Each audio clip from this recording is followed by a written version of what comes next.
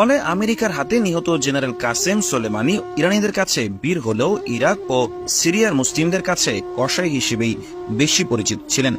ঠিক একই কারণে বর্তমান ইরানি প্রেসিডেন্ট ইব্রাহিম রাইসি নিহতের সংবাদে সিরিয়ার বিভিন্ন শহরে মিষ্টি বিতরণ করতে দেখা গেছে। Ebrahim Raisi, rice Iran. একদিকে বিজ্ঞান ও সমরাস্ত্রে অসামান্য উন্নতি এবং ইসরায়েলের সাথে চরম শত্রুতা, অপরদিকে চরম কুফরি আকিদা এবং সুন্নি গণহত্যা। ইরানের এই দ্বিমুখী চরিত্রের কারণে বর্তমানে মুসলিম বিশ্ব তাদের নিয়ে দ্বিধায় পড়ে গেছে। প্রেসিডেন্ট রাইসের মৃত্যুতে না পারছে আলহামদুলিল্লাহ পড়তে, না পারছে ইন্নালিল্লাহ পড়তে। ইরানের এ কেমন দ্বিমুখী চরিত্র?